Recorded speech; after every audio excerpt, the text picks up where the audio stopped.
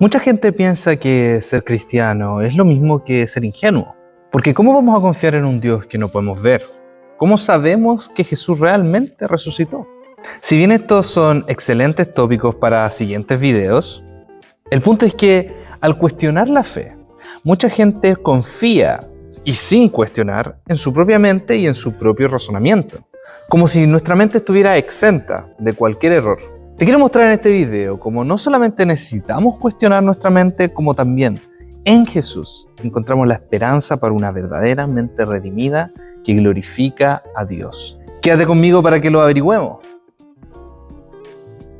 Bienvenidos a un nuevo video de Teo Vibes. Toma tu café favorito porque hoy día vamos a seguir con nuestra serie del Señorío de Cristo de Burns Poitras. ¿Te está gustando la serie? Déjamelo saber en los comentarios acá abajo. Vamos a continuar con los capítulos 4 y 5.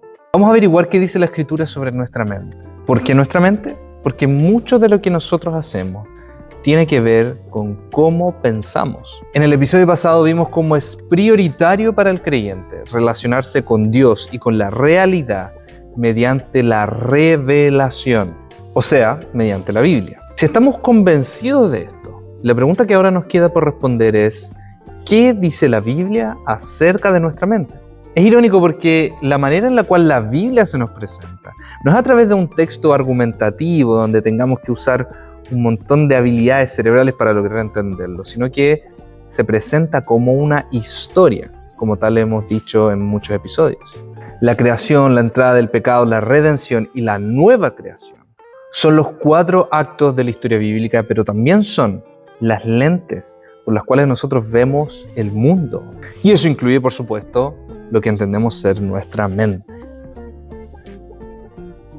Cuando hablamos de cualquier tema, necesitamos partir hablando de la creación, porque la creación nos muestra el diseño original, el propósito y el significado que todas las cosas deberían tener antes del pecado. Nos muestra cómo las cosas se supone que deberían funcionar sin el pecado de por medio. Y es importante que tengamos claro esto, porque es muy tentador pensar que las cosas siempre han sido como son ahora.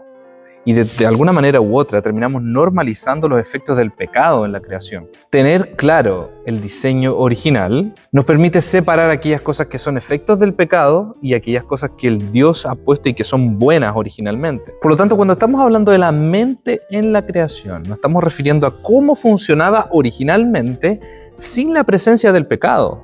La capacidad de pensar, razonar y usar nuestra mente fue dada por el Creador a la humanidad. En ese entonces la mente humana, así como todos los aspectos del ser humano, trabajaban en armonía para glorificar a Dios en todo lo que hacían. El ser humano tenía la capacidad de reconocer a Dios con su mente, así como toda la creación que lo rodeaba. En resumen, la mente, así como todas las capacidades del ser humano, funcionaban a la perfección. Eso quiere decir, sin el pecado de por medio. Pero esto no se ve tan así ahora, ¿cierto? Siempre que hablamos que algo no está bien con el mundo es donde los cristianos y no cristianos podemos estar bastante de acuerdo. Todos pensamos que hay algo que no está bien en el mundo. El pecado es evidente a toda la humanidad, está frente a nuestros ojos. Irónicamente, nadie cuestiona si esa maldad o ese algo malo no está también en nosotros. Con la entrada del pecado tenemos que reconocer que no siempre pensamos cómo deberíamos hacerlo, ni tampoco con el propósito que deberíamos hacerlo. Por ejemplo, te voy a dar un ejemplo quizás súper claro y evidente, que todos podemos reconocer como algo malo. Piensa en el crimen organizado, por ejemplo. Tú tienes una serie de personas que se organizan, se planifican, hacen una estrategia, aunque sea simple o muy compleja, para ejecutar un crimen, para ejecutar el mal contra otros. Pero esto también es usar la mente y las capacidades dadas por Dios, con un propósito malo, obviamente, un propósito que apunta al pecado, pero aún así, la inteligencia, la mente y la capacidad de pensar y razonar está en esas personas como Dios originalmente lo puso. Con el pecado en escena, nuestra mente es afectada en distintas facetas y en distintos niveles. La Biblia usa diferentes palabras para referirse a cuáles facetas han sido afectadas por el pecado. Voy a citar solamente algunos versículos que por sí mismos dan para un gran análisis, pero que en su contexto también reflejan las realidades que estamos hablando acá. Efesios 4, 17 al 18 habla de cómo los gentiles caminan en la vanidad de su mente y tienen entenebrecido el entendimiento. El pecado, por lo tanto, nubla tu perspectiva de la realidad y desvía a las personas a un conocimiento claro de Dios y del contexto y de las cosas que nos rodean. Romanos 1, 21 al 22 dice que los hombres, habiendo conocido a Dios, no le glorificaron como a Dios, sino que su razonamiento se volvió necio. El pecado lleva a la humanidad a rechazar a Dios y crear ídolos propios, desviándose de la verdad. Romanos 8, 7 dice lo siguiente: la mente puesta en la carne es enemistad contra Dios.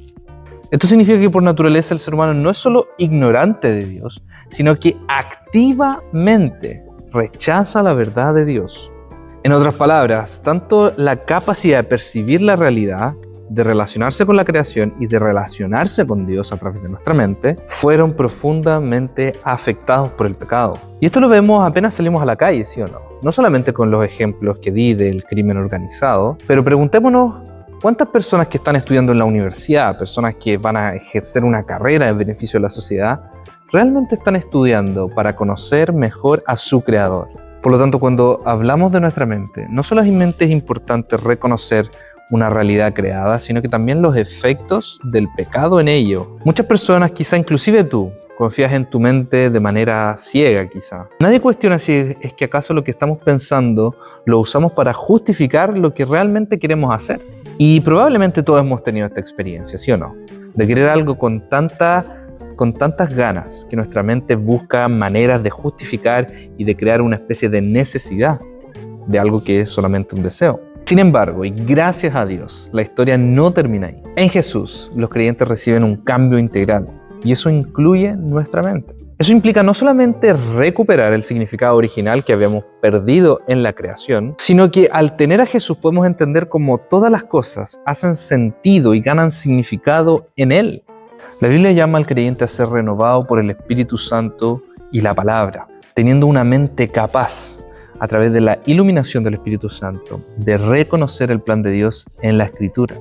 Y no solamente en la Escritura, sino que el Espíritu Santo nos capacita a ver a Jesús en todas las partes de la creación. Por ejemplo, yo no sé si eres fan de películas o series, pero estoy casi seguro que has visto al menos una película en tu vida. Bueno, cada película tiene una trama, un mensaje que el director quiere traspasar a la audiencia. Al tener una mente redimida, podemos entender cómo cada obra artística realmente lo que busca es apuntar para los mayores anhelos y deseos de la humanidad. Y entendemos cómo Jesús es la solución, no a través de las obras que nos muestran estos directores, sino que nosotros, a través del Espíritu Santo, Él nos muestra cómo, por ejemplo, esta obra artística lo que está diciendo es que la humanidad necesita un Salvador. Y esto es solo un ejemplo que lo puedes aplicar, por ejemplo, en las ciencias, en la matemática, en el lenguaje. Vas a poder empezar a ver con la ayuda del Espíritu Santo cómo cada una de las cosas realmente apunta para el carácter santo de Dios. Finalmente, en la nueva creación, la Biblia nos dice que vamos a estar cara a cara con el Padre, sin la presencia del pecado y por lo tanto con todos nuestros dones y capacidades y talentos disponibles para servir a Dios con todo. Podemos hacer todas aquellas cosas que de este lado de la historia no podemos hacer por causa del pecado. Imagínate una mente libre para cranear, escudriñar y curiosear, descubrir el mundo sin la presencia del pecado. Y todos anhelamos eso de alguna forma u otra y yo te quiero mostrar cómo. Voy a ocupar el ejemplo del trabajo porque probablemente es en el trabajo donde vemos muchos de estos efectos del pecado, pero también muchas esperanzas generándose en torno al trabajo. Estoy seguro que si te gusta tu trabajo, probablemente has encontrado trabas que hacen que tu trabajo no sea 100% disfrutable. Y te entiendo porque a todos nos pasa. Ahora bien, imagínate un mundo donde estas trabas no estén. Quizá ya no te vas a topar con la burocracia para servir a tu prójimo porque en el mundo ya no hay más mentira, ya no hay más engaño. No necesitamos hacer mecanismos para cubrirnos del robo, de la malicia de otras personas. Ya no te toparás con trabajos mal hechos, por ejemplo, por ti mismo o por otros, porque todos vivimos para glorificar a Dios con la excelencia de nuestro trabajo. O bien no te vas a topar con gente poco comprometida con su trabajo, porque todos estamos para glorificar a Dios. ¿Te imaginas un mundo así? Una mente perfecta, libre para cranear, escudriñar, leer, crear, sin la presencia del pecado, la muerte, la injusticia, el cansancio y todos los efectos que el pecado ha traído a esta creación. Y es importante que entendamos nuestra mente a partir de estos 4 actos. Porque si quedamos con cada uno de estos actos por separado, sin considerar los demás, probablemente vamos a caer en graves errores. Por ejemplo, si nos quedamos solo con lo que Génesis nos dice en la creación acerca de la mente, vamos a ignorar, vamos a olvidar que el pecado muchas veces está ahí para nublar nuestra vista. Y tenemos que aprender a lidiar con ese pecado. Por otro lado, solo quedarnos con la caída, con el pecado, probablemente nos lleve a evaluar y pensar y razonar las cosas como lo hacen los no creyentes, no teniendo una esperanza en el horizonte y olvidándonos que Cristo es el significado último de toda la creación. Por último, pero no menos importante, quedarnos hasta la redención quizá nos dé una falsa expectativa de que podemos lograr todos los cambios que Jesús quiere que logremos en este lado de la historia, cuando en realidad el único que va a hacer un cambio perdurable y radical es Jesús en su segunda venida. Vamos a resumir lo que hemos visto entonces hoy día. Hoy día hablamos de cómo es importante tener y entender nuestra mente a la luz de los 4 actos de la historia bíblica. En la creación vemos una mente que trabaja para Dios para que Él sea glorificado.